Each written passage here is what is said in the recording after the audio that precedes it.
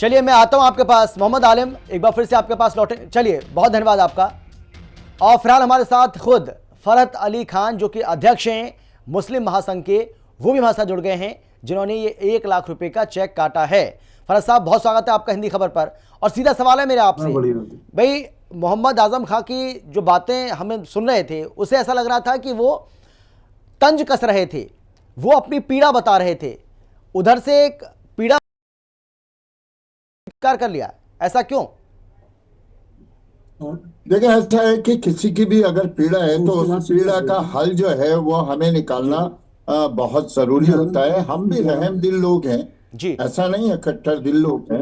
अगर उन्होंने अपने मकान को बेचने के लिए मीडिया के माध्यम से इतना बड़ा विज्ञापन दिया तो लाजमी सी बात है कि रामपुर में इस तरीके के लोग मौजूद हैं जी जो उनकी पीड़ा को दूर कर सकते हैं। तो मैंने 1 लाख रुपए का चेक बतौर बयाना और उनसे कहा है कि वो अपने मकान की कीमत बताएं और सौदा होने के बाद 6 महीने में जी उनकी बकाया रकम अदा कर दूंगा।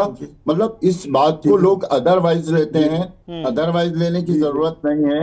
एक पीड़ित व्यक्ति है और उसकी पीड़ा दूर करने के लिए अगर हम जैसे लोग आगे नहीं आएंगे तो कौन आएगा। और हम उनके मकान के जो खरीदार हैं जी और मजबूत खरीदार हैं, आजम खां बेचें, हम खरीदेंगे। जी। फरहत साहब क्या वो चेक आपके पास है? हालांकि ये चेक तो हम लगातार हमारे जो तमाम दर्शक हैं उनको दिखा रहे हैं अभी टीवी पर, लेकिन आपके पास अगर वो चेक है तो थोड़ा थोड़ा सा दिखा दीजिए उस चेक को। जी, मैं इस वक्त में कहीं पर हूँ, जी विजिट पर जी हूँ जी जी और गाड़ी से मैं आपसे रूबरू हूँ। चेक तो घर पर है जी। और जो आप चेक दिखा रहे हैं मैं इसको तस्लीम करता हूँ, यही मेरा चेक है। क्योंकि मेरे साइन देख लीजिए, उर्दू, हिंदी और इंग्लिश तीनों में मिलेंगे।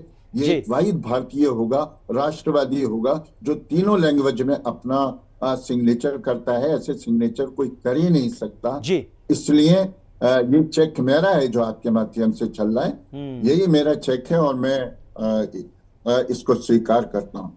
देखिए फरहत साहब, उन्होंने कीमत तो बताई नहीं है। उन्होंने कहा कि भाई कोई भी अगर खरीदना चाहता है तो खरीद सकता है। अब कीमत उन्होंने बताई नहीं है। 1 लाख रुपए का आपने एडवांस में चेक काट कर उनको दे दिया बयाना के तौर पर। अब मान के ना चलिए ना वो, ना ना, जी जी जी, दिया नहीं है सर, हाँ वो मेरे पास है। हाँ, नहीं वो मैं समझ गया, मतलब मतलब पहला खरीदार मैं हूँ, जी। पहला खरीदार मैं हूँ। मैंने ये बताया कि हम 1 लाख रुपए का, बयाने में बहुत बयाना नहीं दिया जाता है, नहीं मैं समझ बयाने गया। में 1 लाख ठीक है, रुपए भी बहुत। टोकन जी, मनी टाइप, टोकन मनी इसको बोलते हैं, टोकन मनी आप टोकन मनी हाँ कहलाते हैं, जी। उसको बयाना बोलते हैं, एडवांस जिसको कहते हैं। जी जी। लेकिन फरज साहब मैं आपसे यही जानना चाह रहा था, मैं आपसे जानना चाह रहा था भाई, अभी उन्होंने खुलासा तो किया नहीं है कि वो अपने मकान को कितने करोड़ में बेचेंगे, कितना वो उसके लिए चाहते हैं। तो अब सवाल ये है कि हो सकता है वो कीमत इतनी ज़्यादा बता दें कि वो आपके आपकी पहुंच से बाहर हो, ऐसा भी तो संभव है ना, या नहीं नहीं नहीं है? हो, ऐसा है ना। जी देखिए, फिर मैंने उसमें ये भी कहा है कि सौदेबाजी के बाद जी। जो भी कोई चीज बेचता है, जैसे मुझे अपनी कार बेचना हो तो लाजमी सी बात है, जो खरीदने आएगा मैं अपनी कीमत बताऊंगा, वो अपनी कीमत बताएंगे, उसके बाद में समझौता हो जाएगा या समझौता नहीं होगा। दो ही चीजें होती हैं। लेकिन हम आगे आए हैं उनका मकान खरीदने के लिए, लेकिन हमें एक बड़ी बहुत पीड़ा भी जी कि वो मकान उनके जो मरहूम वालिद थे, मुमताज खान साहब एक टाइपिस्ट थे, उन्होंने कौड़ी कौड़ी करके बनाया था। ये बाप का मकान बेच रहे हैं।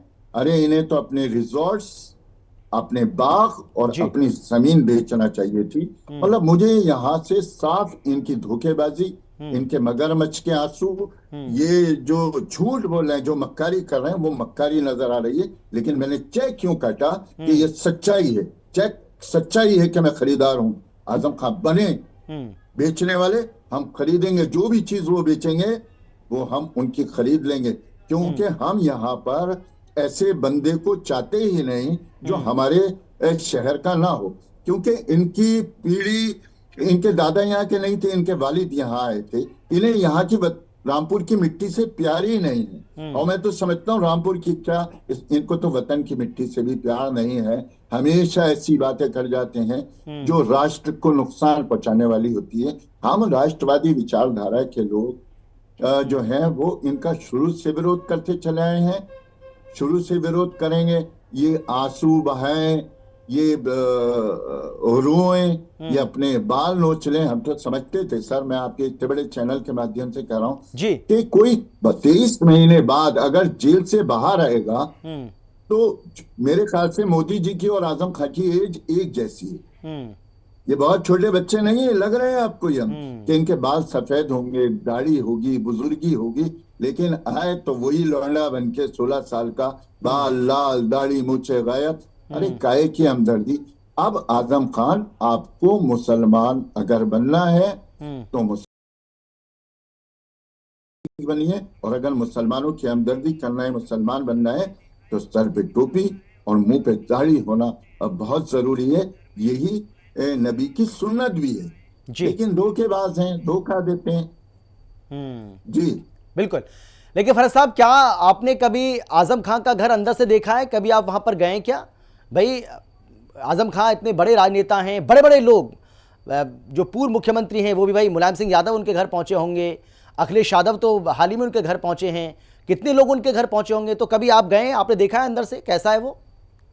जी, मैंने उनका घर बाहर से देखा है। अंदर तो उनके बाहर पहले पीएससी बैठी रहती थी, पुलिस बैठी रहती थी, जी। कोई परिंदा उनके घर में पर नहीं मार सकता था। आज भी मीडिया वालों से तो जरा पूछिए, वो ये कह के हमारी मीडिया बंधु को, जो समाज में जागरूकता पैदा करते हैं, मैं मीडिया का बड़ा सम्मान करता हूँ, इज्जत करता हूँ, और ये उसको भाई आपने तो हमारे खिलाफ गलत खबर चलाई थी। अरे भाई, जब गलत किया था तो गलत खबर चलाई थी, आज अच्छा कर रहे हैं। तो आज जैसे युवा बच्चे अगर हमारे पास आए तो हमें अपनी बात रखना चाहिए, ना कि उन्हें दरवाजे से बाहर जी। धुतकार के भेज देना चाहिए। वो पत्रकारों का ऐसा अपमान करते हैं ना, भाई ना, हम आपको तो दे ही नहीं सकते अपनी भाई, इसलिए कि आप पुलिस के मुखबिर हैं, आप ये हैं, ऐसे करके हमारे लोकल पत्रकार को बहुत बेइज्जत किया, यहाँ वैसे पिलाए, इस फरज साहब, दिल में आपका क्या पिलाए। अनुमान है? जी फरज साहब, आपका क्या अनुमान है, कितनी कीमत होगी आजम खान के इस घर की, जिसके लिए आपने टोकन मनी दी है?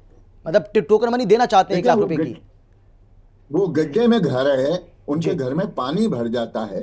नगर विकास मंत्री के तरह झूठ तो देखो, पानी भर जाता है तो उस घर की कीमत क्या होगी? नाम मात्र कीमत होगी। वो तो मैंने उसके लिए बोल दिया, तो हो सकता है कुछ लोग बढ़ चढ़ के आ जाएं, लेकिन गड्ढे में घर है भाई, वो उनकी जुबानी आप अपनी टीवी बाइट में देखिए कि मेरे घर में इतना पानी घुस जाता है, उसे साफ करना नहीं, पड़ता लेकिन है। इतने सारे केस है, आजम खान खुद ही बता रहे हैं कि भैया सैकड़ों केस मेरे ऊपर हैं, और इसीलिए तो वो मकान अपना बेचना चाहते हैं। अब उस पर बुलडोजर की कार्रवाई चल जाए भी तो हो सकती है, अभी कुछ भी हो सकता है, फिर तो कुछ भी संभव है। जब इतने सारे केसेस चल रहे हैं आदम तो आदम कब किस आदम केस साहब में के ऊपर केस है। बुलडोजर वहां पर चल जाए, क्या गारंटी? देखिए, ऐसा है कि आजम आजम के ऊपर अगर केस है, तो आजम ने भी कई लोगों के ऊपर केस लगाए थे, किसी की नौकरी छीनी थी। मैं एनआईएस किया हुआ हूं पटियाला से, मैं हॉकी कोच हूं, मुझे 2 बार नौकरी से निकाल दिया गया। पहली सरकार में इनकी 2007 में मेरी 7,000 रुपए की तनख्वाह थी, मेरा घर चलना मुश्किल हो गया। 2012 में आई, 2013 में इन्होंने मुझे फिर निकाल दिया। इनका ऐसा भय था, किसी स्कूल ने 5,000 रुपए पे हमें नहीं रखा, तो हमने इलेक्ट्रिक रिक्शा लेकर के वो चलवाई, अपने बच्चों का गुजर बसर किया। बड़ी दिल में पीड़ा है, मेरी माँ रोई थी उस दिन जिस दिन निकलवाया था। लेकिन एक बात ईमानदारी के साथ कहता हूं कि मैं झुका नहीं था, मैं एक पार्टी विशेष को वोट करता था, वोट करता हूं, वोट करता रहूंगा, क्योंकि जो भी मेरे राष्ट्र के लिए, मेरे देश के लिए सोचेगा, मेरा देश फर्स्ट है, मेरा राष्ट्र फर्स्ट है। बाकी मैं मुसलमान हूं या सामाजिक इंसान हूं, वो सब चीजें बात को हूं। जी, बहुत धन्यवाद आपका फरज साहब, हमारे साथ जुड़ने के लिए, बातचीत करने के लिए। तो ये थे हमारे साथ फरज साहब, जिनका साफ तौर पर कहना है कि उन्होंने टोकन मनी के तौर पर 1 लाख रुपए का चेक काटा है, और आजम खान जब कहेंगे ये चेक उनको वो सौंप भी सकते हैं, क्योंकि वो उनका घर खरीदने के लिए पूरी तरह से तैयार हैं।